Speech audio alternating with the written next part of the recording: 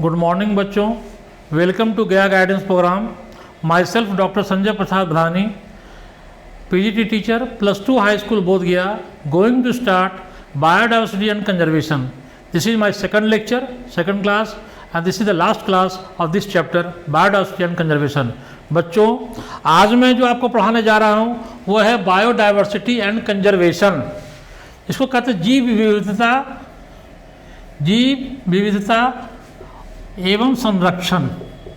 Topic है बच्चों हम लोग का जो है ये जीव विविधता एवं संरक्षण है। ये बहुत बेसिक टॉपिक है, इसमें कुछ ज़्यादा समझना नहीं है। इसमें डाटा बेस्ड टॉपिक है बच्चों, और हर परीक्षाओं में इसे 1-2 क्वेश्चन आता है बच्चों।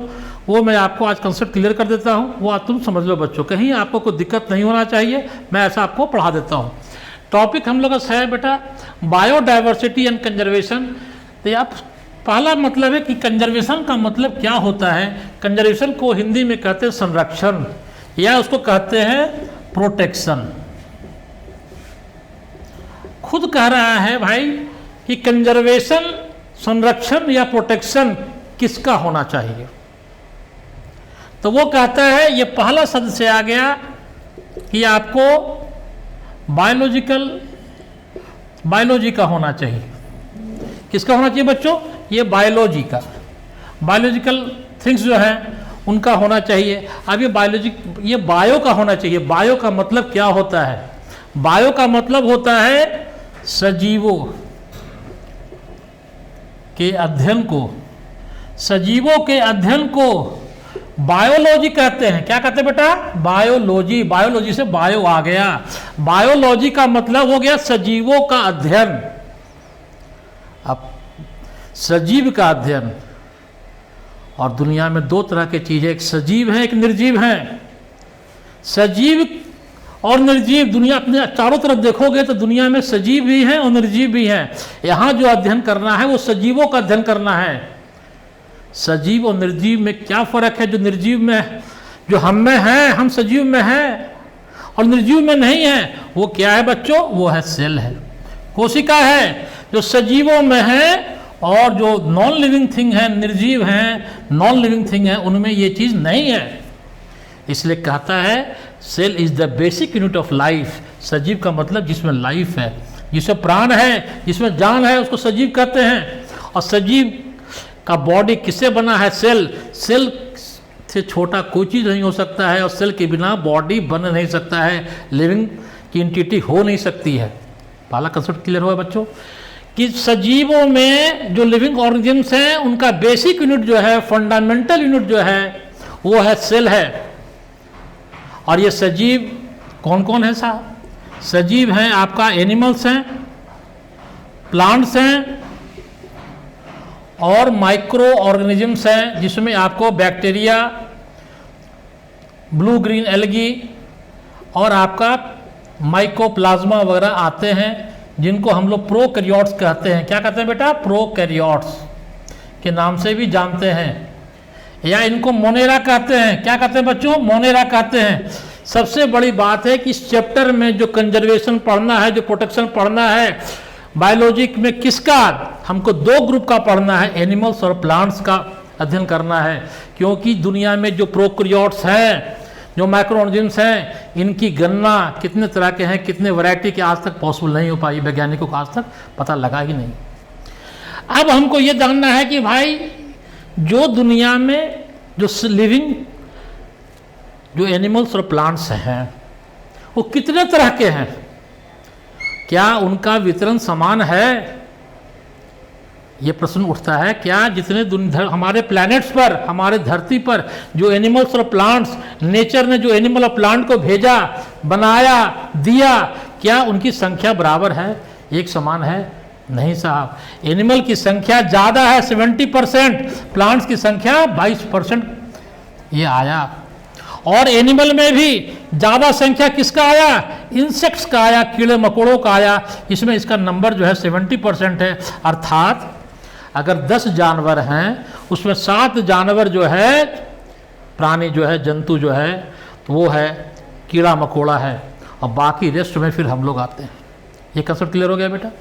दूसरी बात यह है कि ये जो जो भी लिविंग ऑर्गेनिम्स हो, चाहे एनिमल्स हो, प्लांट हो, उनका बॉडी बना सेल का, और सेल बना टिश्यू का, और टिश्यू जो है बन के ऑर्गन बनाए, और ऑर्गन जो है ऑर्गन सिस्टम का निर्माण किया, और ये ऑर्गन सिस्टम से एक कंप्लीट ऑर्गेनिज्म का, एक जीव का निर्माण हुआ, चाहे वो एनिमल हो या प्लांट हो। और ये सेल किससे बना? ये मैक्रो मॉलिक्यूल्स जो हैं उनसे बना, न्यूक्लिक एसिड, प्रोटीन, कार्बोहाइड्रेट, बहुत से एलिमेंट्स हैं, उनसे इनका निर्माण हुआ। विविधताएं, diversity. What do you know diversity? Biology का मतलब हो गया लिविंग थिंग।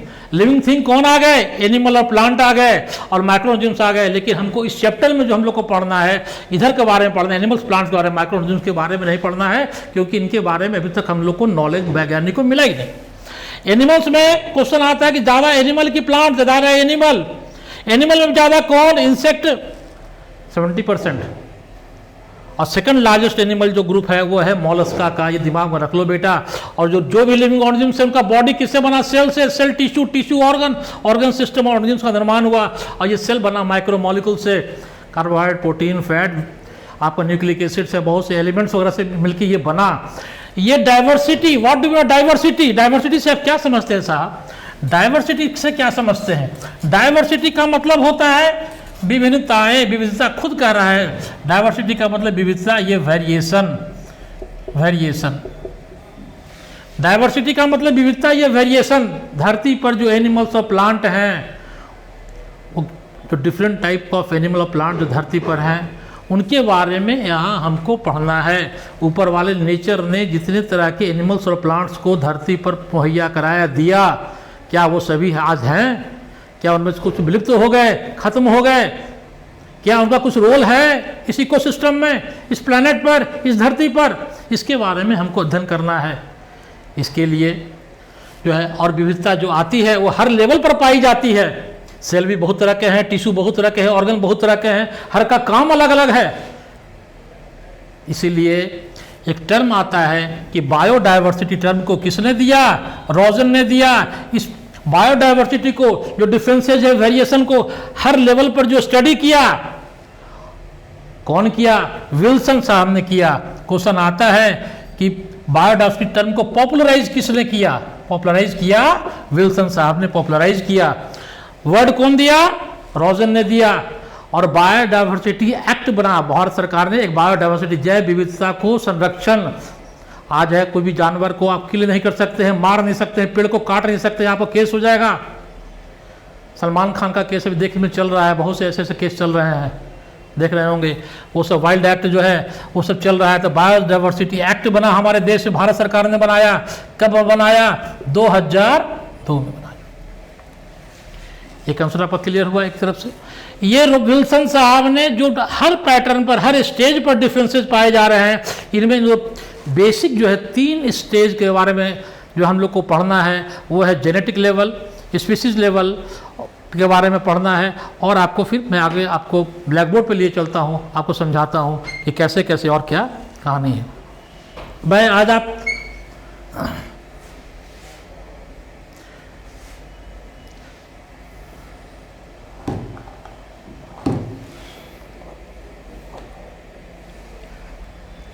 इस चैप्टर में, मैं इस चैप्टर को, आज मेरे सेकंड लेक्चर में बच्चों, मैं आपको इम्पोर्टेंट पॉइंट्स आपको की ओर ले जा रहा हूं जो आपके दिमाग में याद रहे। क्योंकि पहला वीडियो जो आप देखेंगे तो सारा पिक्चर मैं समझा चुका हूं। इसमें मेन पॉइंट्स पे को आपकी ध्यान आकर्षित करने जा रहा हूं कि जिससे आप भूले नहीं। इस पॉइंट में 2 पॉइंट याद करना है कि ये मेरा बायोडाइवर्सिटी जो है, उसमें जो है टर्म जो बायोडाइवर्सिटी पॉपुलराइज किया, किसने किया? एडवर्ड विल्सन ने किया। पॉपुलराइज याद कर लीजिएगा। अगर टर्म बायोडाइवर्सिटी पूछ दे परीक्षा में तो रोजन लिखिएगा। अगर पॉपुलराइज किसने किया तो एडवर्ड विल्सन ने किया। और बायोडाइवर्सिटी का मतलब क्या हुआ? Different type of plants and animals that found in our earth, in our planet. और सबकी रक्षा हमको करना है। और हर को एक जाति कहते हैं कि जो है ये गाय भैंस कुत्ता बकरी जो है एक जातीय स्पीसीज कहा जाता है, जातीय स्पीसीज। तरह तरह की जातियाँ मतलब उसमें एनिमल्स भी आ जाएंगे, प्लांट्स भी आ जाएंगे। उनके बारे में, उनको कैसे संरक्षण करना है, कितनी तरह की जातियाँ पाई जाती हैं, उनके बारे में इस चैप्टर में पढ़ना है। इसमें आपको 2 पॉइंट याद करना है। टर्म दिया रॉजन ने, पॉपुलराइज किया एडवर्ड विल्सन ने बायोडाइवर्सिटी टर्म को। अब आगे देखिए बच्चों, सेकंड है लेवल ऑफ ऑर्गेनाइजेशन, जो आपको क्या कहे कि बायोलॉजिकल जो डाइवर्सिटी है, ये जो आपका जो क्या बोलते हैं बच्चों, ये जो आपका जो विल्सन साहब ने डाइवर्सिटी को 3 लेवल पे किया, वो किया आपको जेनेटिक लेवल, स्पीसीज लेवल और इकोलॉजिकल डाइवर्सिटी के बारे में इन्होंने बताया। अब हर का आपको एग्जाम्पल याद करना है कि जेनेटिक डाइवर्सिटी में जो एग्जाम्पल आपको याद करना है वो याद करना है बच्चों। ये प्लांट देख रहे हैं, इस प्लांट का नाम क्या है? इस प्लांट का नाम है रॉल्फिया। क्या नाम है? Rauwolfia vomitoria. हिमालय के पर्वत पर पाई जाती है रॉल्फिया वोमिटोरिया। इससे केमिकल मिलता है रेसरपिन, जो केमिकल यूज होता है आपका रिस्पायरेटरी डिजीज में, दमा में, हाई ब्लड प्रेशर जो है, जो ये हाई ब्लड प्रेशर जो है use in high blood pressure को जो है ट्रीटमेंट ऑफ हाई बीपी को कंट्रोल करता है। आपको इसमें जेनेटिक डाइवर्सिटी में एक पॉइंट खाली याद करना है, वो है आपका रेसरपिन किससे मिलता है। प्रश्न पूछेगा रेसरपिन किससे मिलता है, तो आर से रेसरपिन, आर से रॉल्फिया। ये कहाँ काम आता है? रिस्पायरेटरी डिजीज पर काम आता है। ट्रिपल आर हो गया, और क्या है बीपी को जो है लो करता है। और ये क्या देखा गया इसमें, ये हिमालय के पर्वत पर पाया जाता है। अलग अलग तरह के हिमालय के जो अलग अलग क्षेत्र में जो इसकी जो पौधा है जिससे जो केमिकल निकलता है रेसरपिन, उसकी पोटेंसी, उसका कंसंट्रेशन, उसका पावर अलग अलग तरह का पाया गया। और तीसरा जो है ये जो फिगर दिया गया, भारत में राइस की 50,000 डिफरेंट स्ट्रेन पाई जाती है और मैंगो का 1,000 वैरायटी पाया जाता है। इस आपको जेनेटिक लेवल में 3 पॉइंट याद करना है।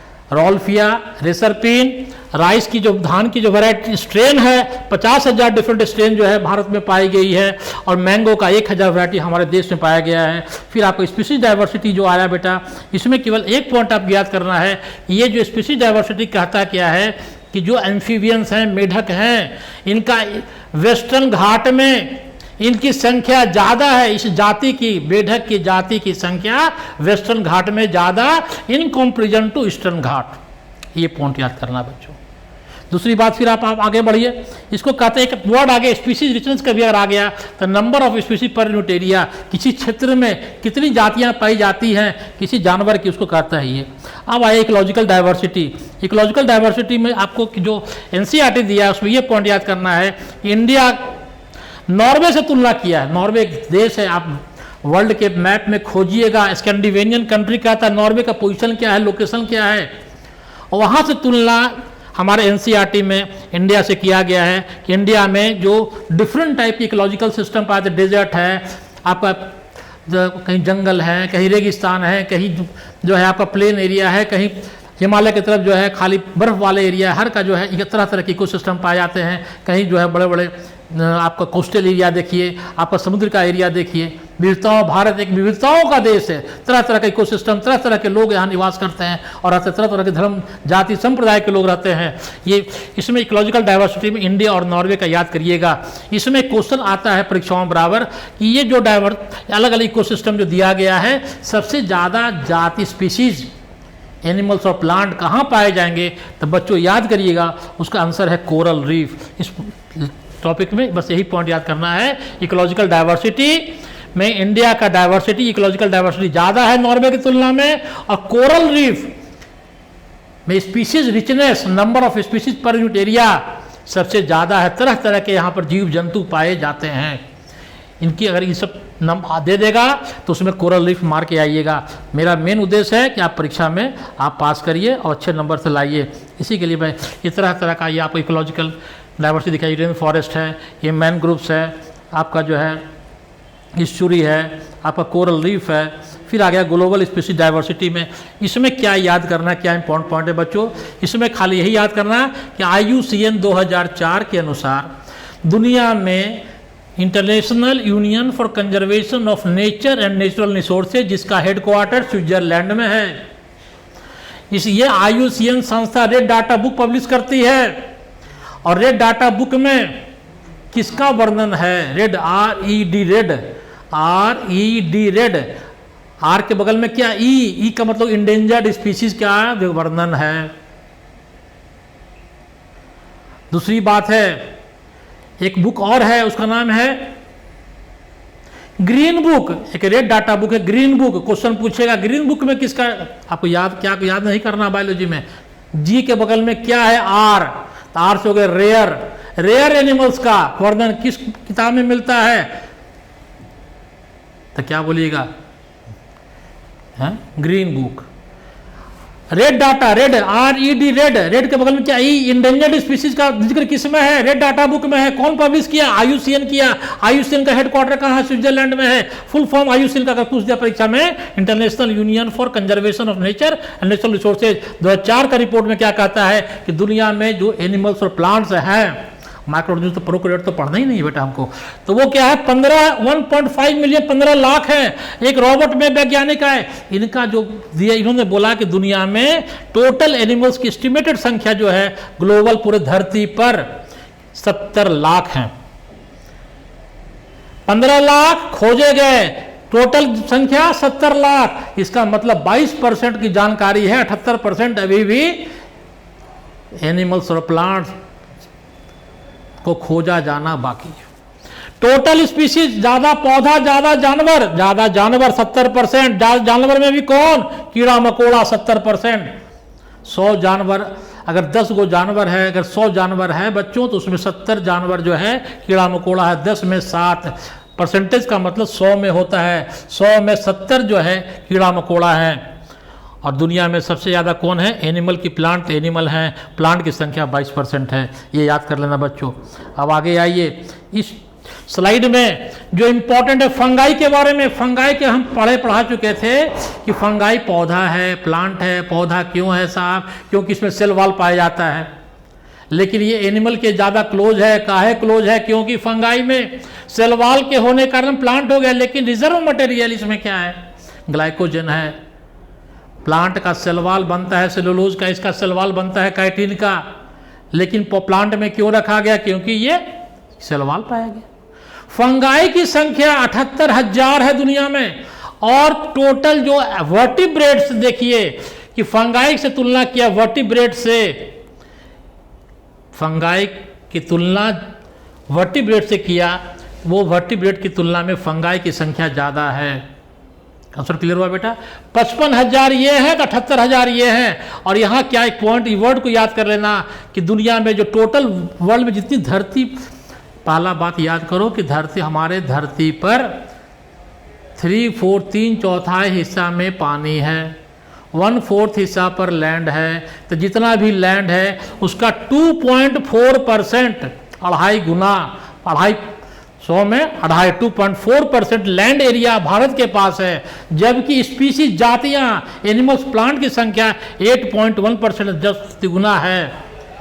तो जिस एरिया में लैंड की अपेक्षा स्पीसीज, जातियों की संख्या, चाहे वो एनिमल और प्लांट की संख्या ज़्यादा होगी, तो उसको रखा गया, उसको कहता है मेगा डाइवर्सिटी। दुनिया में 12 मेगा डाइवर्सिटी, क्वेश्चन आता है कि दुनिया में कितने मेगा डाइवर्सिटी है? आंसर बोलेगा 12 मेगा डाइवर्सिटी है। इंडिया को 12 मेगा डाइवर्सिटी में रखा गया। काहे रखा गया? क्योंकि 2.4% लैंड एरिया में 8.1% जो है ग्लोबल स्पीसीज है। और दूसरा क्या कहता है, भारत में प्लांट्स की संख्या जो खोजा गया है वो 45,000, इसका 10 दुगना कर दीजिएगा, 90,000 क्या है बच्चों?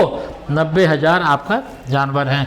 इस फिगर पे NCERT जो है कभी कभी आपका 12th के परीक्षा में, कभी कभी जो है हर परीक्षाओं में क्या करेगा, ये फोटो बना देगा, ऊपर का ये सब गायब कर देगा और लिखेगा ये वर्टिब्रेट है, ये इनवर्टिब्रेट है, ये पौधा है। वर्टिब्रेट में देखिए कशुरकी जानवर में कि मछली की संख्या सबसे ज़्यादा 28,000 मछली, 27,000 में ARBM है, और एम्फीबिया, रेप्टाइल, बर्ड्स, मैमल सब मिला करके मछली की तुलना नहीं कर रहा है। ये 28,000 है, ये तो 27,000 है। टोटल जो है वर्टिब्रेट 55,000 हैं। इधर देखिए इनवर्टिब्रेट में जो इंसेक्टा हैं 70% एरिया कवर कर रहे हैं। सेकंड लार्जेस्ट ग्रुप जो है मोलस्का है बेटा, और ये क्रस्टेशिया है, ये भी ऑर्थोपोडा का ही मेंबर है, जो मोलस्का को बीच में सैंडविच बनाए हुए हैं, याद रखिएगा। ये प्लांट में क्या कहता है कि सबसे ज़्यादा फंगस की संख्या है, फंगस कितना 78,000। इसका फोटो याद कर, कैसे याद होगा, याद कर देखिए बेटा। लाइकेन, लाइकेन किससे बना, एल्गी से और फंगाई मिला लाइकेन बना। तो लाइकेन क्या है, SO2 इंडिकेटर है, पॉल्यूशन इंडिकेटर है। लाइकेन से लिटमस पेपर बनता है, जो एसिड बेस को हम लोग टेस्ट करते हैं, केमिकल निकलता है। ये लाइकेन एल्गी फंगाई, ये लाइकेन बना एल्गी फंगाई। ये हो गया मॉसेज, मॉसेज हो गया ब्रायोफाइटा, टेडोफाइटा, जिम्नोस्पर्म, एंजियोस्पर्म। अगर याद है तो ये कहानी आपको याद हो गया। ये फिगर पे आप कमांड कर लीजिएगा, इसको याद कर लीजिएगा, बहुत हल्का है, मैथ की तरह आपको नंबर मिलेगा। और समझना कुछ नहीं है, मछली आधा कर दीजिए, लाइन पाड़िए, इधर इधर लाइन पाड़ दीजिए, सब वो ARBM लिख दीजिए, कहानी खत्म हो गया। इधर सबसे ज़्यादा इंसेक्ट है, इन्वर्टिब्रेट में सबसे ज़्यादा कौन है, कीड़ा मकोड़ा है, इंसेक्ट है 70% है, बाकी में इधर 30% में ये है। सेकंड लार्जेस्ट ग्रुप कौन है, कहीं पोषण पूछ दिया, मोलस्का है।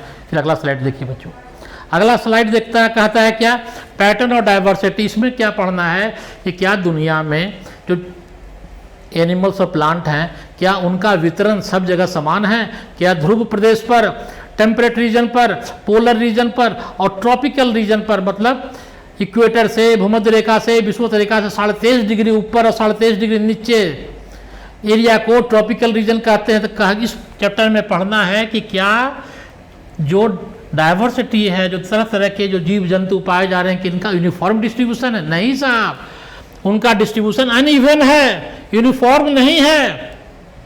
तो ये डिस्ट्रीब्यूशन कि कौन जानवर, कौन पौधा कहाँ कितना ज़्यादा रहेगा, ये किस पर डिपेंड करता है। तो पहला लिखा लैटिट्यूडनल ग्रेडियंट, लैटिट्यूडनल, और दूसरा स्पीसीज एरिया रिलेशनशिप। इसके बारे में लैटिट्यूडनल मतलब हुआ कि जैसे जैसे हम ऊपर जाएंगे एनिमल्स प्लांट की संख्या घटेगी, और पोल से इक्वेटर पर आएंगे इनकी कोई भी जो एनिमल्स प्लांट की संख्या बढ़ेगी।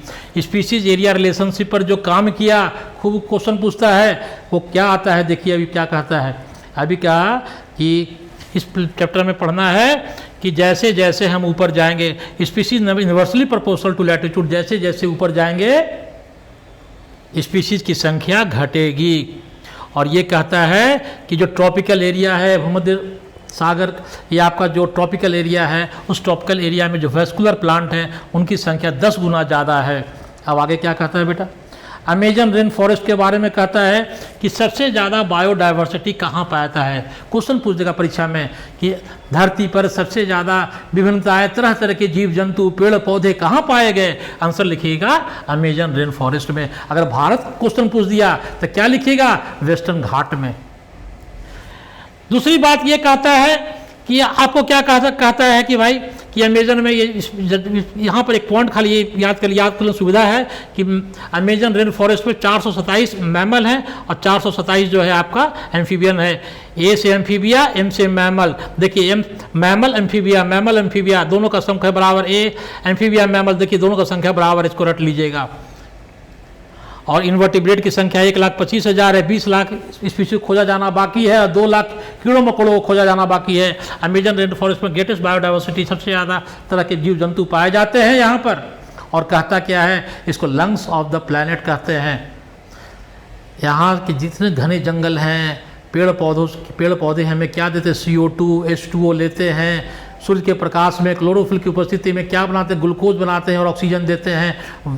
धरती पर 20% ऑक्सीजन जो है अमेजन रेन फॉरेस्ट से आता है। ये अमेजन रेन फॉरेस्ट का फोटो दिखाया गया, ये साउथ अमेरिका में ये अमेजन रेन फॉरेस्ट दिखाया गया, ये घने जंगल दिखाए गए। अब दुख की बात यह है कि ये जंगल को काटा जा रहा है। क्यों काटा जा रहा है, सोयाबीन की खेती कारण, और चारागाह बनाया जा रहा है बीफ कैटल के भोजन के लिए। बीफ कैटल जिसे हम लोग जो मांस खाते हैं ना, बीफ कैटल कहते हैं, उनके भोजन के लिए इसको चारागाह बनाया जा रहा है। सोयाबीन की खेती के लिए इसको काट दिया जा रहा है। क्वेश्चन अगर पूछ दिया क्यों काटा जा रहा है साहब, तो सोयाबीन की खेती के लिए और ग्रेजिंग और बीफ कैटल के लिए।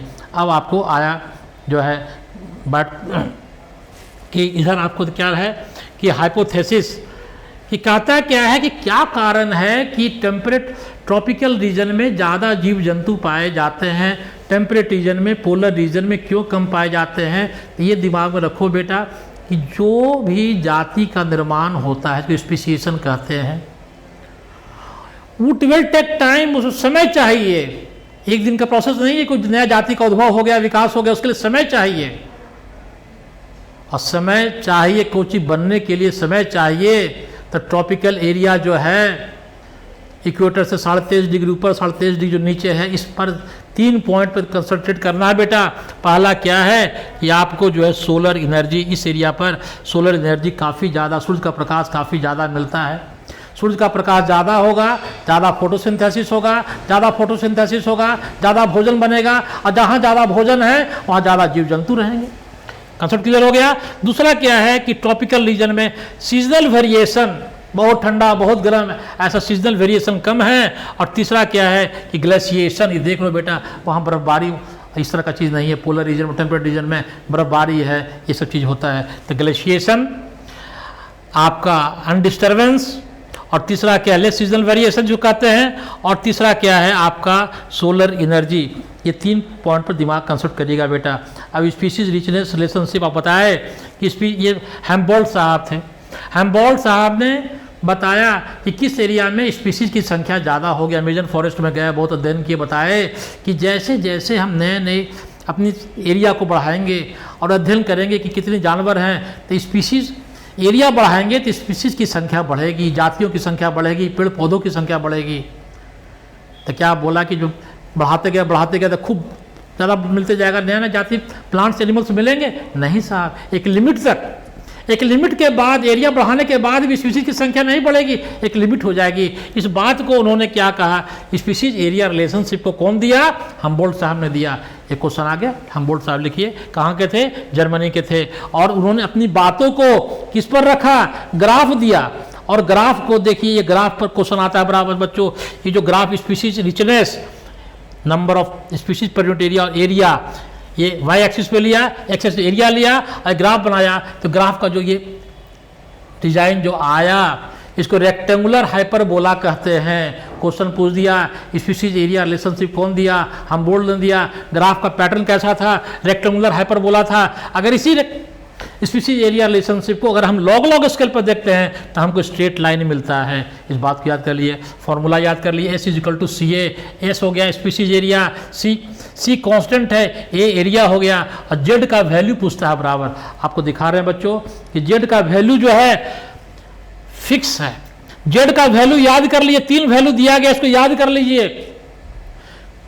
चाहे कोई एरिया हो, चाहे ट्रॉपिकल रीजन हो, टेम्परेट रीजन हो, पोलर रीजन हो, चाहे मैदानी क्षेत्र में हो, डेजर्ट क्षेत्र में हो, या घने जंगल में हो, कहीं भी हो, ये जेड का वैल्यू चेंज नहीं करता है। नॉर्मल वैल्यू जो है 1 2 याद कर लीजिए, 1 2 1 2 1 2 1 2 1 2 याद कर लीजिए, 1 2 1 2 1 2 याद हो गया। और ये हो गया 6। तो नॉर्मली क्या वैल्यू जेड का? 1 2 है, 0.1 0.2 1 2 1 2 याद कर लीजिए। लार्ज कंटिनेंट में क्या आ गया? आपको इंडिया और एशिया और ऑस्ट्रेलिया से पूछ दिया, एशिया अफ्रीका से तुलना किया कि स्पीशीज रिचनेस कहाँ ज़्यादा होगा, तो उसका फॉर्मूला है 6 12, 6 दूनी 12, 6 दूनी 12, याद कर लीजिए, 6 और 1.2। अगर क्वेश्चन आ गया फ्रूट ईटिंग बर्ड, जो पक्षियाँ फल खाती हैं, या ट्रॉपिकल रीजन में जो मैमल्स हैं उनका जो है क्या जेड का वैल्यू बेटा 1.15। ये 3 वैल्यू खाली याद कर लीजिए, याद करना है 1 2 6 दूनी 12 और 1.15, इसको याद कर लीजिए बेटा कि फ्रूट ईटिंग बर्ड का 1.15 है। लार्ज कंटिनेंट आएगा या बड़ा बड़ा एरिया देख देगा, आपको घुमा फिरा क्वेश्चन पूछेगा, लेकिन दिमाग में कंसेप्ट को क्लियर रखिए। कभी कभी जेड का नाम पूछता है कि जेड का क्या नाम क्या भाई, तो उसको कहता है रिग्रेशन कोफिशिएंट। क्वेश्चन पूछ दिया कि जेड को क्या कहते हैं, रिग्रेशन कोफिशिएंट कौन है, तो बोलिएगा रिग्रेशन कोफिशिएंट आपका जेड है, रिग्रेशन कोफिशिएंट भी कहते हैं। ठीक है बच्चों, अब आगे देखिए। अब आगे आपको कहता है कि स्पीशीज जो है, ज़्यादा तरह की स्पीशीज रहने से क्या फ़ायदा होगा, तो वो समाज में क्या होगा, स्टेबिलिटी होगा, प्रोडक्टिविटी बढ़ेगी, इकोसिस्टम का जो हेल्थ है वो अच्छा होगा। अगर और दूसरी क्या है कि अगर ज़्यादा तरह की स्पीशीज पाए जाएंगे, उससे क्या है कि हल्का फुल्का कोई नेचुरल या मैन मेड कोई डिस्टर्बेंसेज भी अगर आएंगे तो उसको बर्दाश्त करेगा। बाहर से कोई दुश्मन आएंगे तो उनको वो संभाल लेगा, वो कर लेगा। अकेला कोई रहेगा तो एकला चलो में क्या होगा, अकेला कोई जाति है, बाहर से कोई दुश्मन आ गया उसको खा जाएगा। 4 तरह के 5 तरह के लोग रहेंगे। हमारे घर में कुत्ता भी पाले हुए हैं, बाहर से बड़का बिल्ली आ गई, हम पर झपट्टा मारी, तब कुत्ता हमको बचा लिया, है ना। तो resistance to invasion of alien species कब होगा, बाहर से कोई आक्रमण करेगा, तरह तरह के जीव जंतु हमारे पास है तो हमारी रक्षा भी करेंगे, हमारी जान बच जाएगी, है कि नहीं। अब आगे एक आ गया टोबिट टिलमन, ये क्वेश्चन पूछेगा कि species versus biomass, species versus biomass कौन दिया, तो नाम याद करिए डेविड टिलमन साहब ने दिया। और क्या बोला डेविड टिलमन ने कि जैसे जैसे एरिया बढ़ाएंगे, अगर एरिया में किसी खास एरिया में जितनी ज़्यादा स्पीशीज होगी प्रोडक्टिविटी बढ़ेगी, वेरिएशन कम होगा, यही कहा डेविड टिलमन ने। क्या प्लॉट दिया, याद देखिए आउटडोर प्लॉट, याद कर long term ecosystem, David Tillman का काम क्या है, स्पीशीज बायोमास का रिलेशन कौन दिया, स्पीशीज बायोमास का रिलेशन डेविड टिलमन ने दिया। आउटडोर प्लॉट का कंसेप्ट कौन दिया, क्वेश्चन पूछ दिया, डेविड टिलमन ने दिया। लॉन्ग टर्म इकोसिस्टम में काम कौन किया, टिलमन ने किया। 3 तरह से क्वेश्चन पूछेगा कि टिलमन साहब स्पीशीज बायोमास पे काम कौन किया, टिलमन ने किया। आउटडोर प्लॉट का कंसेप्ट कौन दिया, टिलमन ने दिया। लॉन्ग टर्म इकोसिस्टम में काम कौन किया, टिलमन ने किया। लेकिन इसका एक्सेप्शन है मोनोकल्चर क्रॉप, कहता है कि जितना ज़्यादा जितनी तरह की जातियाँ रहे, जितनी तरह के एनिमल्स प्लांट्स किसी एरिया में रहेंगे वहाँ प्रोडक्टिविटी बढ़ेगी, स्टेबिलिटी बढ़ेगी और वेरिएशन कम पाया जाएगा।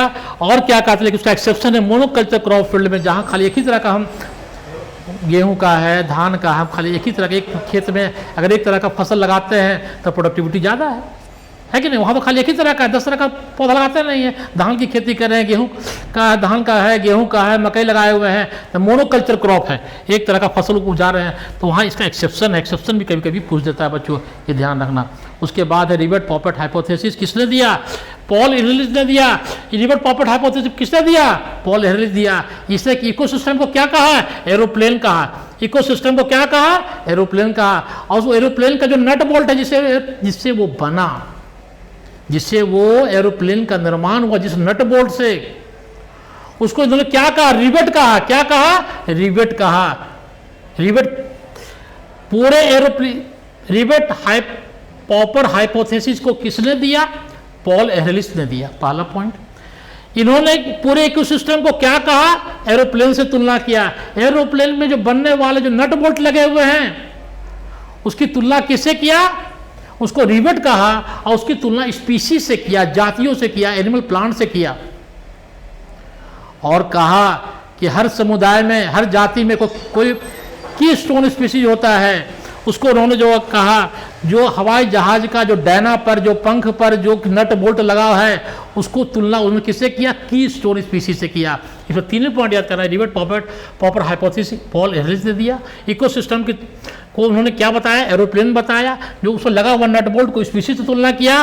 और जो विंग्स पर जो है नट बोल्ट है उसकी तुलना किससे किया, उन्होंने की स्टोन स्पीशीज, की स्पीशीज से किया। कि ये मुखिया किया कि जैसे भैया आपके घर में जो मदर फादर हैं, पेरेंट्स हैं, वो आपके की स्टोन हैं, पूरे परिवार को चलाते हैं, वो गुजर जाएंगे तो पूरा सिस्टम कोलैप्स कर जाएगा। तो वही विंग्स पे जो रिवेट हैं उसकी तुलना ने की स्टोन स्पीशीज, की स्पीशीज को कहा। जो एरोप्लेन है उसको इकोसिस्टम कहा। जो नट बोल्ट है उसको उन्होंने क्या कहा, स्पीशीज कहा, जाति कहा, तुलना किया। बाकी बेटा आगे पढ़ाए हैं।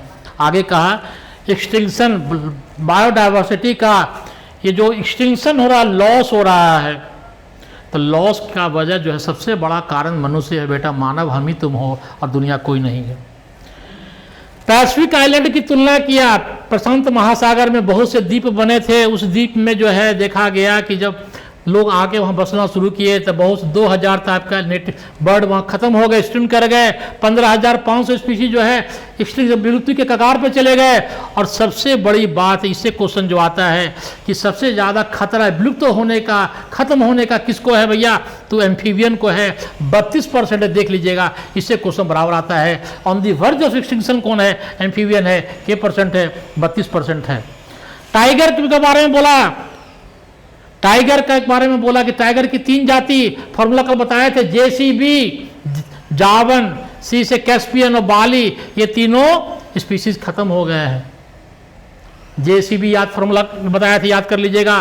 कहता है कि 500 साल में 784 स्पीशीज खत्म हो गए, लेकिन इतना ह्यूमन एक्टिविटी बढ़ गया, पॉल्यूशन बढ़ गया कि मात्र 20 साल में 27 स्पीशीज जो है, जातियाँ पेड़ पौधे की खत्म हो। कितना तेज रफ्तार है बच्चों, ये देख लो। कोई भी स्पीशीज को पैदा होने में लाखों करोड़ों साल लगते हैं, बर्बाद होने में तो तुरंत बर्बाद हो जाते हैं बच्चों। ये दिमाग में रख लो बात को, नहीं। आगे है एक्सटिंक्ट एनिमल से क्वेश्चन आता है, ये आपको क्वेश्चन पूछेगा कि डोडो, ये सब एक्सटिंक्ट एनिमल है, खत्म हो गए, अब धरती पर इनका नामो निशान नहीं है। डोडो कहाँ रहते थे, तो फार्मूला बताया था, डीएम साहब याद करो, डीएम। ये क्वागा, इसका नाम क्या है, क्वागा, क्वेश्चन आंसर बताए थे, भूलना नहीं, डीएम साहब याद कर लेना, यहाँ क्वेश्चन आंसर याद कर लेना। ए से अफ्रीका हो गया, यहाँ रसिया, डबल एस से स्टीलर सी को खुद बोल रहा है, रटना नहीं है, स्टीलर सी, डबल एस आ गया, रसिया आ गया। ये थाइलासीन है, देख लो कैसा जानवर है, ये स्ट्राइप स्टाइल टाइगर के तरह, कुत्ता के तरह मुंह है, देख लो ना कैसा कैसा जानवर है भगवान बनाए। थाइलासीन कहते हैं, तो ये कहाँ पाया जाएगा, जिसका फॉर्मूला बताए थे कि ये है, ये से ऑस्ट्रेलिया, ये पकड़ना, 1 2 3 4 इधर और 4 इधर, सबके बीच में ए है, ए मतलब ऑस्ट्रेलिया पकड़ लेना। क्वेश्चन आंसर अफ्रीका पकड़ लेना, डीएम मॉरिशस पकड़ना, डोडो मॉरिशस। कहानी खत्म हुआ बेटा। अब मास एक्सटिंक्शन क्या कहता है, इस एक्सटिंक्शन में कहता है ये आपका ज्वालामुखी फट गया, ये धरती फट गया, अर्थक्वेक आ गया। कहा कि 3 करोड़ साल पहले, 3.28 बिलियन साल पहले धरती पर जब जीवन की उत्पत्ति हुई, तो मानव की उत्पत्ति के पहले 5 बार प्रलय हो गया, धरती पर आ गया, और 5 बार प्रलय के बाद अभी जो स्टेज चल रहा है वो 6 एक्सटेंशन का चल रहा है। कहता क्या है कि 5 बार पहले जो धरती पर प्रलय हुआ, जो जीव जंतु सब खत्म हो गए, लेकिन छठा जो चल रहा है 6 एक्सटेंशन, क्वेश्चन पूछेगा अभी कौन दौर चल रहा है, 6 एक्सटेंशन का चल रहा है, प्रेजेंटली इन प्रोग्रेस है। इसका जो रफ्तार है खत्म होने का, धरती पर से जो जीव जंतु पेड़ पौधे को जो खत्म करने का जो रफ्तार है, पहले के 5 की तुलना किया है, 100 से 1000 गुना ज़्यादा है। कहा वैज्ञानिक ने कहा कि अगर यही रफ्तार रही तो ज़्यादा नहीं बच्चों, 200 साल में धरती पर से सारे स्पीसीज, पेड़ पौधे जानवर खत्म हो जाएंगे। और उसके लिए दोषी कौन है, दोषी हम और आप हैं। वही लिखता है हाफ लिया 100, फुल 200 साल। ये 6 एक्सटेंशन कहता है।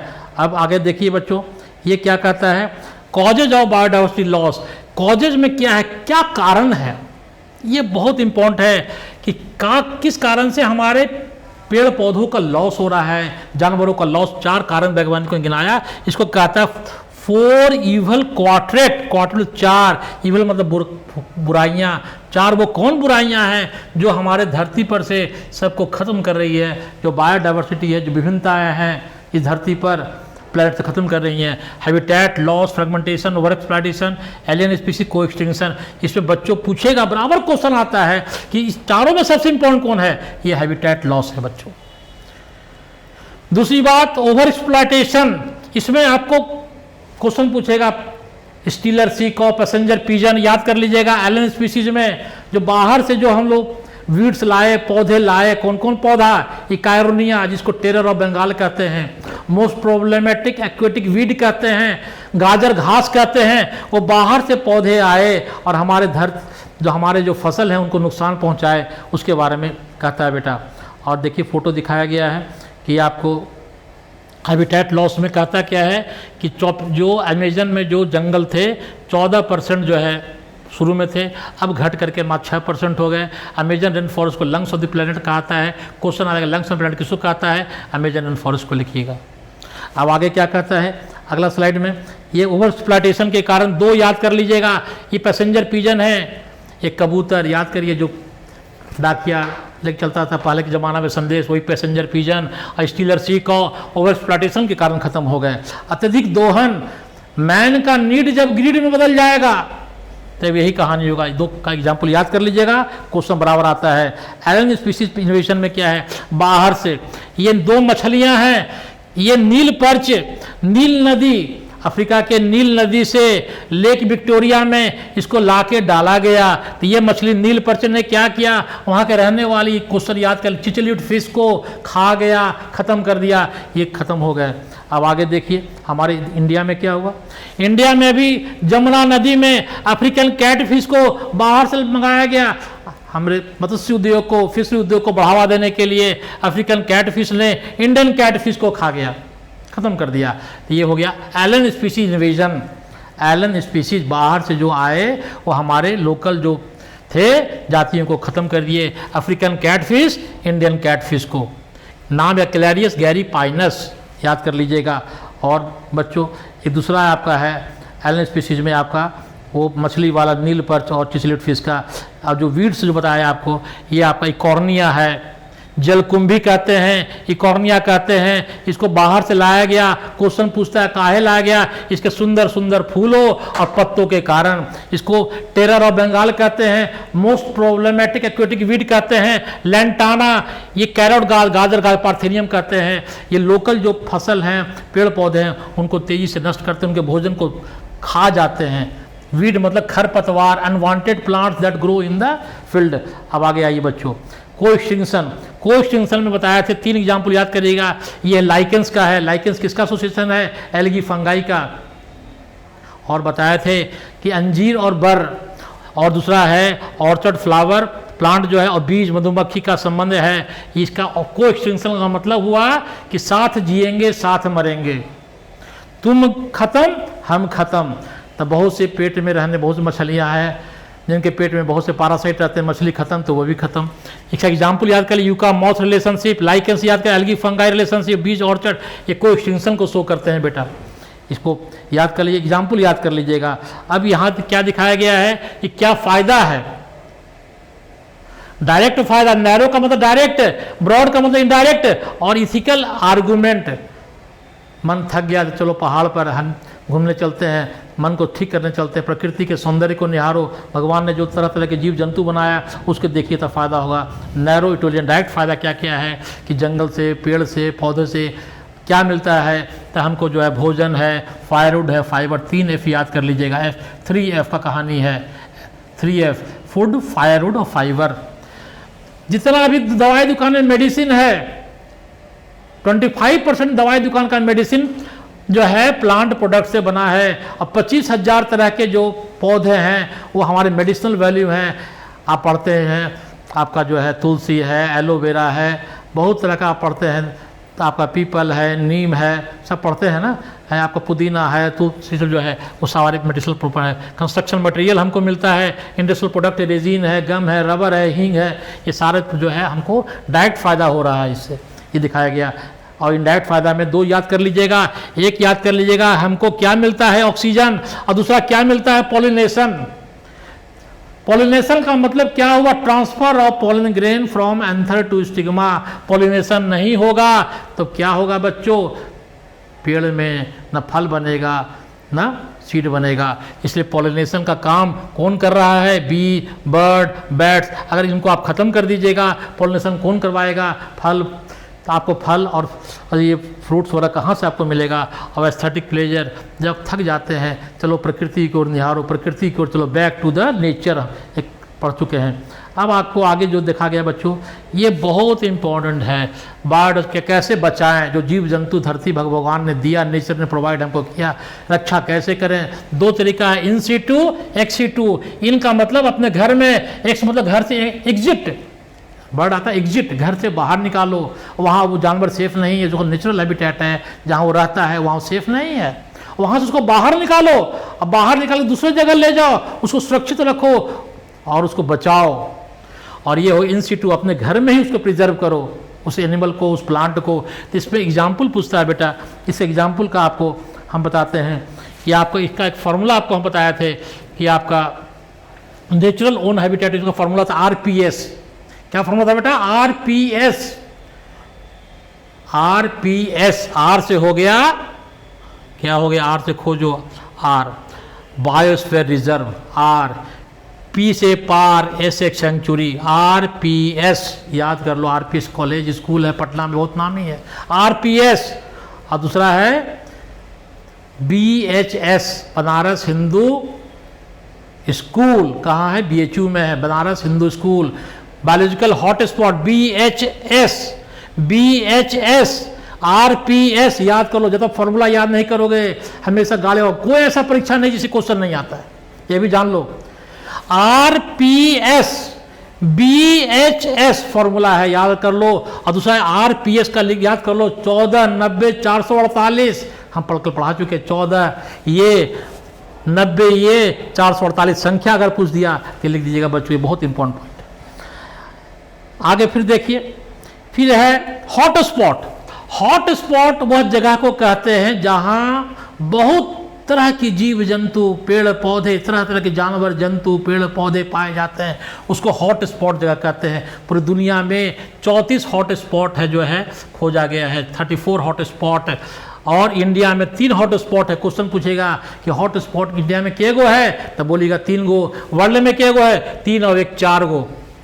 3 यहाँ, 3 और 1 4 गो हॉट स्पॉट दुनिया में है, इंडिया में 3 गो है। कौन कौन है, नाम पूछ दिया, वेस्टर्न घाट, हिमालय, इंडो बर्मा है। हॉट स्पॉट जो है स्पीसीज रिचनेस, वह क्या है भाई, वहां पर जो है स्पीसीज रिचनेस, बहुत तरह की जातियां, पेड़ पौधे पाए जाएंगे। आज जो है 34 हॉट स्पॉट जो है दुनिया का 2% लैंड एरिया को कवर करता है, लेकिन 44 डिफरेंट टाइप ऑफ प्लांट्स और एनिमल्स को ये अपने पास, जानवर को, पेड़ पौधों को अपने में समा के रखता है, अपने में रखता है। इसलिए कहता है, इंडिया में पढ़ा दिया आपको 1490 448 का फॉर्मूला दे दिए, RPS का फॉर्मूला बता दिए। अब आगे देखिए बच्चों, अब सेक्रेड ग्रुप्स।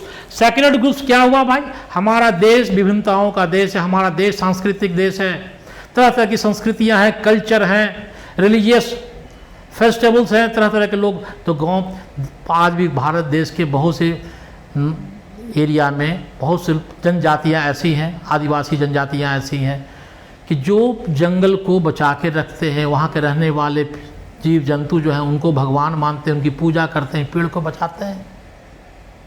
अमृता देवी बिश्नोई का नाम सुने हो गए, अपने भी मर गई, 3 बच्ची मर गई और 300-400 लोग को मूड़ी काट दिया पेड़ को बचाने में। चिपको मूवमेंट में पढ़ते हैं, गढ़वाल हिमालय में हुआ, क्या ऐसा कि यही ना है। सेक्रेड ग्रुप्स को हिंदी में कहते हैं पवित्र उपवन। ये क्वेश्चन पूछता है कि कहाँ कहाँ पाया था, उसका फॉर्मूला आपको बताए थे कि लास्ट कल कि मनोज केजरीवाल, MKJ मनोज केजरीवाल, मेघालय में कौन जगह है, खासी और जैंतिया। मनोज केजरीवाल ने MP से BSc किया, MP आइए आप खोजिए MP का, मध्य प्रदेश से BSc किया, B देखिए B का, B से S बस्तर, S से सरगुजा, C से चंदा।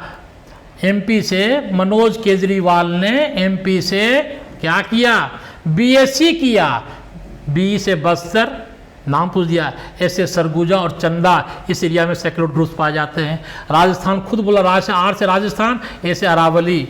कोई दिक्कत नहीं बच्चों, कहानी क्लियर हो गया।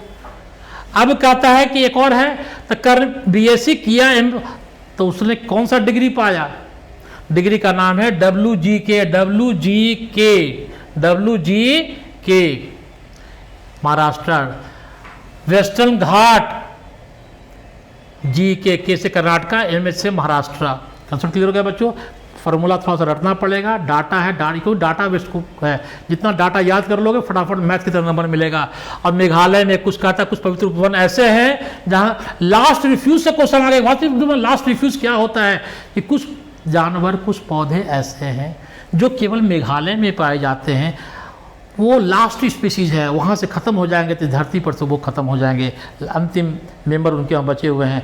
एक्सीटू कंजर्वेशन में ये आपको रटना पड़ेगा। एक्सीटू मतलब जो अपने घर से बाहर, इसका फॉर्मूला हम बताए थे, SP BG ZP हैं। संजय प्रसाद SP संजय प्रसाद कहाँ के टीचर हैं, बोध गया के। क्या पढ़ाते हैं, जूलॉजी के प्रोफेसर हैं संजय प्रसाद, बोध गया, बोध गया। क्या चीज़ के प्रोफेसर हैं, जूलॉजी के प्रोफेसर हैं। क्या पढ़ाते हैं, SC साइंस के टीचर भी हैं, साइंस भी पढ़ाते हैं। SCT C से हो गया क्रायो प्रिजर्वेशन, T से हो गया टिश्यू कल्चर।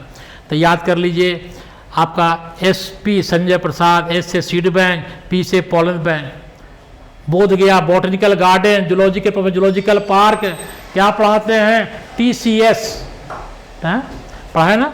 आपका टीचर किसके हैं भाई, क्या पढ़ाते हैं, T से टिश्यू कल्चर है। ये आप याद कर लीजिएगा बच्चों, ये बहुत इंपॉर्टेंट है कि सीड बैंक से क्वेश्चन बराबर आता है। सीड बैंक किसमें, XC2 की NC2। क्रायो प्रिजर्वेशन किसमें, क्रायो प्रिजर्वेशन में क्या है कि -196 डिग्री सेंटीग्रेड पर किसी वस्तु को लिक्विड नाइट्रोजन में रख के प्रिजर्व करने को क्रायो प्रिजर्वेशन कहते हैं। क्रायो मतलब -196 डिग्री सेंटीग्रेड टेम्परेचर पर लिक्विड नाइट्रोजन में किसी चीज़ को रख करके जब प्रिजर्व करते हैं सेल को टिश्यू क्रायो प्रिजर्वेशन कहते हैं बेटा।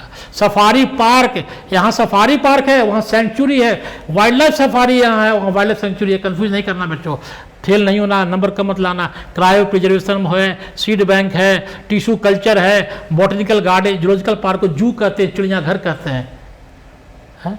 ये आप याद कर लीजिएगा, ये बहुत इंपॉर्टेंट है। और ये इससे तो क्वेश्चन एकदम आना ही आना है कि जो धरती पर बायोडाइवर्सिटी को बचाने के लिए अंतर्राष्ट्रीय प्रयास जो किए गए, 2 प्रयास, बायोडाइवर्सिटी के लॉस को बचाने के लिए दुनिया के जो राष्ट्राध्यक्ष, शासनाध्यक्ष जो काम किया गया, 2 समिट हुआ, 2 कॉन्फ्रेंस हुआ, एक का नाम अर्थ समिट, एक का नाम वर्ल्ड समिट। अर्थ समिट कब हुआ?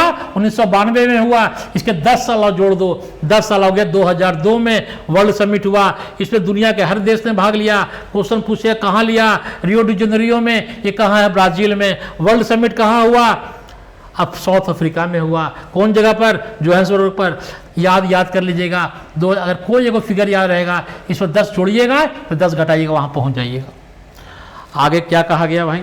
आगे देखिए, इम्पोर्टेंट पॉइंट जो है, जो आपके परीक्षा के लिए बहुत इम्पोर्टेंट है, उसको मैंने एक जगह कर दिया हूँ। इस पॉइंट को एकदम दीवार में लिख करके किताब से चिपका लीजिएगा और डेली पढ़िएगा। MAB का फुल फॉर्म आएगा man and biosphere. Red data book कौन पब्लिश किया? IUCN का नया नाम क्या है? WC, वर्ल्ड कंजर्वेशन यूनियन है। रेड R से रेड ईस्ट इंडेंजर्ड स्पीसीज बताया ना, ग्रीन GR, ग्रीन बुक में क्या? रेयर स्पीसीज का कंसेप्ट क्लियर हो गया। बायोस्फीयर रिजर्व में नो ह्यूमन एक्टिविटी, कहाँ? कौन जोन में? कोर जोन में। क्वेश्चन आएगा 100 से कहाँ पाया जाता है? काजीरंगा, आसाम में। मस्क डियर, रेड डियर कहाँ प्रिजर्व करते हैं? जम्मू कश्मीर के दागची जगांव नेशनल पार्क में। लायन कहाँ पाया जाता है? गिर फॉरेस्ट पर। टाइगर नागार्जुन और मानस टाइगर रिजर्व है बेटा। कल पढ़ा चुके हैं कि लायन और टाइगर में कंफ्यूज ना करियो बाबू।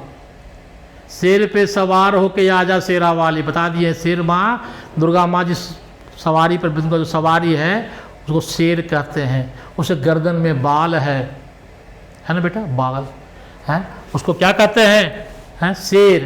लायन को कहते हैं शेर, टाइगर को कहते हैं बाघ। नेशनल एनिमल लायन है, टाइगर है बेटा। इसके बॉडी पर स्ट्राइप होता है, ब्लैक स्ट्राइप होता है, धारी होता है। लायन के गर्दन पर बाल होता है। दुर्गा माँ वैसे बैठती है, इस पर गर्दन में बाल है, लायन है, याद कर लीजिएगा। आगे रेड पंडा, खूब क्वेश्चन आता है, कौन ऐसा परीक्षा नहीं, ये बहुत हिट क्वेश्चन को दिखाया गया है। रेड पंडा इंडेंजर्ड स्पीसीज है। चीरू, दुनिया का सबसे महंगा ऊन, इसे स्वेटर बनता है, महंगा ऊन, फाइनेस्ट ऊन, वर्ल्ड का कॉस्टलीस्ट ऊन, शहतूश ऊल जिसको कहते हैं, चीरू नाम के एंटीलोप से बनता है। फ्लेमिंगो बर्ड है, ये अपना ब्रीडिंग बढ़ाता है बहुत दूर, हजारों किलोमीटर की दूरी तय करके उड़ीसा के चिल्का लेक में आके आता है, अपना प्रजनन करता है, ब्रीडिंग प्लेस है। Dolphin, question national aquatic animal India पूछेगा, क्या लिखेगा? Dolphin. Pitcher plant insectivorous plant है। क्या अपना भोजन खुद नहीं बनाता है? क्या कीड़े मकोड़े पर आता? नहीं साहब, अपना भोजन बनाता है, लेकिन नाइट्रोजन की कमी को पूरा करने के लिए वो इंसेक्ट को खाता है। इसलिए ये कहाँ पाया था? इंडिया के नॉर्थ ईस्ट इंडिया में, जंगल में, rain forest of north east India, Assam, Meghalaya, शहर त्रिपुरा, उधर पाया जाता है। मैक्सिमम बायोडाइवर्सिटी कहाँ पाया गया? अमेजन में। अमेजन कहाँ है? साउथ अमेरिका में। और इकोलॉजिकल डाइवर्सिटी में पूछेगा तो लिखिएगा कोरल रीफ में। 3 वो प्लांट का नाम दिया गया, रॉल्फिया, नेपेंथस। रॉल्फिया इसको रेसरपाइन पाएगा, नेपेंथस इंसेक्टिवोरस प्लांट, एकोनिशियम और साइकस इंडेंजर्ड प्लांट है। रेड पांडा इंडेंजर्ड है, चीरू इंडेंजर्ड है। ये सब याद कर लीजिएगा, बहुत इंपॉर्टेंट पॉइंट है बेटा। आगे देखिए, आगे है इंपॉर्टेंट क्वेश्चन। अगर आपसे क्वेश्चन पूछा कि अर्थ समिट कहाँ हुआ, अर्थ समिट कहाँ हुआ, तो क्या बोलिएगा? रियो डी जेनेरियो में हुआ। कब हुआ? 1992 में हुआ। रियो डी जेनेरियो कहाँ है? ब्राजील में है। क्वेश्चन पूछेगा वर्ल्ड समिट कहाँ हुआ, तो बोलिए जोहान्सबर्ग में हुआ। कहाँ है? साउथ अफ्रीका में है। कब हुआ? 10 साल जोड़ दीजिए, 2002 में हुआ। कितना कंट्री भाग लिया? 190 कंट्री भाग लिया। पूछेगा zoological park, botanical garden, seed bank, tissue culture, cryo preservation, ex situ, in situ. Ex situ conservation formula बता दिया संजय प्रसाद, बोध गया, जूलॉजी प्रोफेसर, और साइंस भी पढ़ाते हैं भैया, याद कर लिए। ड्रग, रेसरपिन क्वेश्चन पूछ दिया, हिट क्वेश्चन है मेडिकल का, तो ये हिट क्वेश्चन। रेसरपिन कहाँ से मिलता है? रॉल्फिया वोमिटोरिया से मिलता है। क्या काम आता है? आर रिस्पायरेटरी, आर से रेसरपिन, आर से रोल्फी, आर से रिस्पायरेटरी डिजीज पे काम आता है, दमा वगैरह में कम करता है। लंग ऑफ द प्लैनेट किसको कहते हैं, क्वेश्चन आया, लंग ऑफ द प्लैनेट किसको कहते हैं साहब, रट लो बच्चों, हिट क्वेश्चन है, अमेजन रेन फॉरेस्ट को लंग ऑफ द प्लैनेट कहते हैं। और पैसेंजर पिजन, कबूतर जा जा जा, है ना गाना है ना, तो ये कबूतर जा वो पैसेंजर पिजन है, डाकिया वाला काम कर रहा था पहले, तो ये काहे खत्म हो गया, ओवर एक्सप्लॉयटेशन के कारण खत्म हो गया। इकॉर्निया एलन स्पीसीज इन्वेजन, बाहर से मंगाया गया देश में सुंदर फूल के लिए, और हमारे देश के सब को ख़त्म कर रहा है, बहुत प्रॉब्लम क्रिएट कर दिया। बंगाल में तो कहानी के जो कहता है टेरर ऑफ बंगाल भी कहते हैं, और एक्वेटिक वीड है, सब पानी में पाया जाने वाला। कहता है कि बायोडाइवर्सिटी का लॉस सबसे ज़्यादा किसके कारण होगा, 4 इवल क्वाड्रेंट बताए, तो सबसे ज़्यादा लॉस किसके कारण हो रहा है, फ्रेगमेंटेशन एंड हैबिटेट लॉस के कारण हो रहा है बच्चों। और दूसरा कहता है कि इंडिया में टोटल हॉटस्पॉट कितने हैं, 3, दुनिया में कितने हैं, 14 क्वेश्चन अगर आ गया। मेगा डाइवर्सिटी वर्ल्ड में कितने हैं, तो 12 मेगा डाइवर्सिटी है, इंडिया को इसमें रखा गया, कहा है 2.4, 8.1, लैंड एरिया 2.4, और स्पीसीज जो है तिगुना है ना, 8.1 है।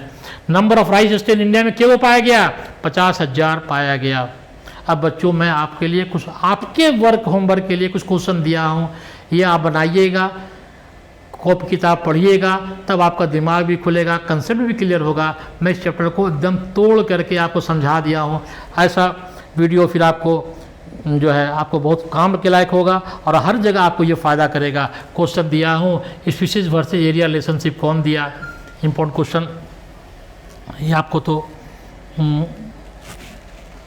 इंपॉर्टेंट क्वेश्चन है। स्पीसीज वर्सेस एरिया रिलेशनशिप हैंडरबोल्ट ने दिया। स्पीसीज बायोमास का रिलेशन कौन दिया, टिलमैन ने दिया। Long term ecosystem order plot किसने दिया, क्वेश्चन अगर आ गया, डेविड टिलमैन ने दिया। 3 साइंटिस्ट का नाम याद कर लीजिएगा, टिलमैन साहब ने ऑर्डर प्लॉट, डेविड टिलमैन ने बायोमास, और अलेक्जेंडर हम्बोल्ट साहब ने स्पीसीज एरिया रिलेशनशिप के बारे में बताया। पॉल एहरलिच क्या दिया, रिवर्ट पॉपट हाइपो एरोप्लेन वाला दिया। सबसे ज़्यादा सीट ऑफ एक्सटेंशन किसको है, एम्फीबिया को है। बायोडाइवर्सिटी सब किसने पॉपुलराइज किया, क्वेश्चन अगर आ गया तो लिखिएगा, विल्सन साहब ने।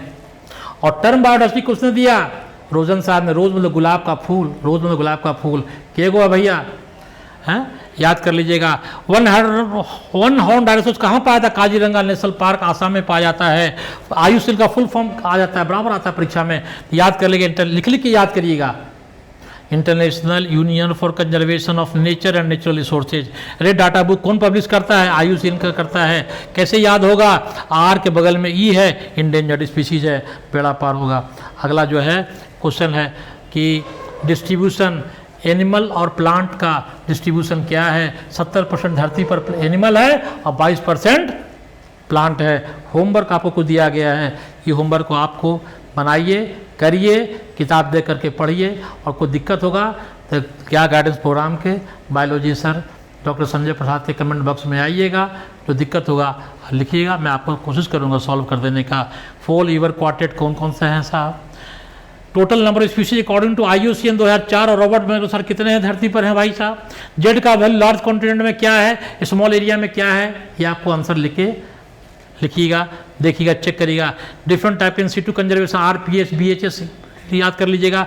इंडिजिनस कैटफिश का एक्सटिंक्शन किसके द्वारा हुआ, तो ये आप सारा क्वेश्चन का होमवर्क आपको दिया गया है, इसको देखिएगा, बनाइएगा, और ये टॉपिक आपका बेटा आज कंप्लीट हो गया। Thank you.